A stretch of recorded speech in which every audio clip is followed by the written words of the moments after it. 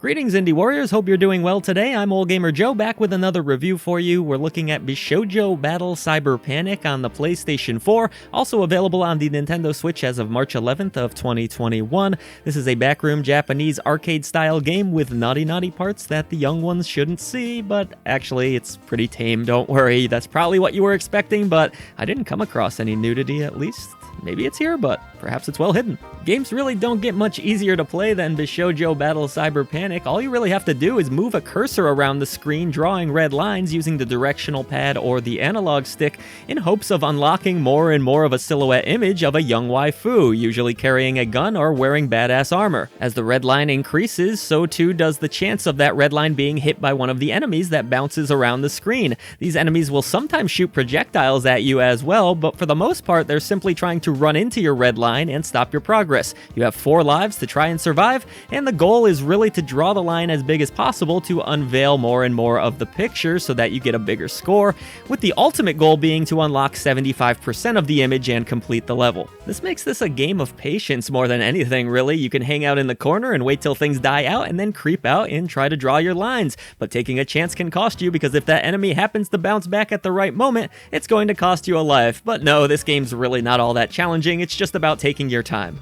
If you are feeling particularly risky, you can try to draw a line around an enemy, and doing so successfully will defeat them so that you don't have to worry about them bouncing about anymore. These weird stars and other virus-looking creatures are pretty annoying at times, so it's a decent strategy if you can pull it off. You can also lower the difficulty, but what's the fun in that? All it really does is decrease the speed of the game. The last thing to be concerned with gameplay-wise here are power-ups that randomly pop up around the screen. You can also draw a line around these to activate them. They include everything from speeding up your cursor to stopping time altogether, which is actually a little bit overpowered in my opinion, but very helpful, obviously. If you're running this game like a marathon and trying to do all 50 stages in a row, you might get a little burnt out and bored, but honestly, I thought it was more fun than I was expecting it to be. There is the element of strategy that makes things at least a little bit more interesting.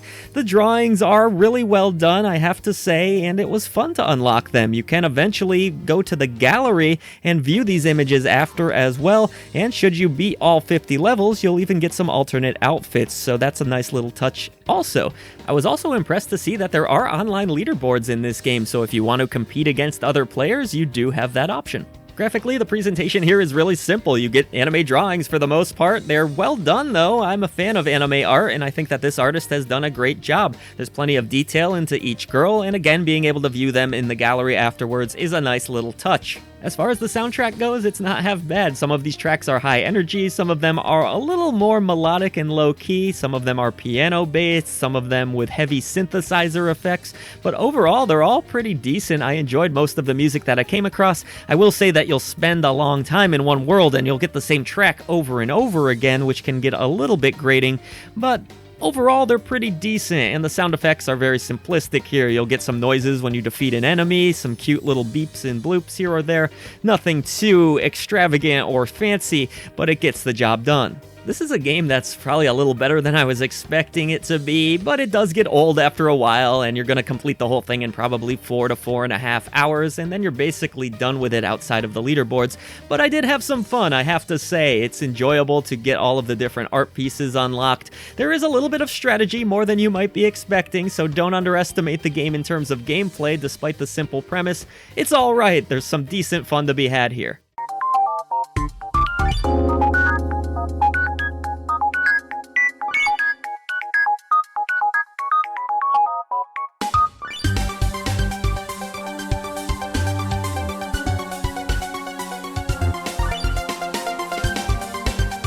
Thank you so much for watching the latest review from I Dream of Indie. We now want to take a moment to thank our great indie warriors who support us through channel memberships: Mitchell Hall, Kevalo, Bunny, Bill Tikaz, Christian Cruz, Wesley William Semple, Kimberly H., Rosie Syntax, Chris Jackson, Nathan Moore, Peach. Thank you, you truly are the heartbeat of I Dream of Indie. Everybody else should head down to the description box below where there are a ton of ways to support us. However you end up doing so, it means the world, and we'll see you for the next video.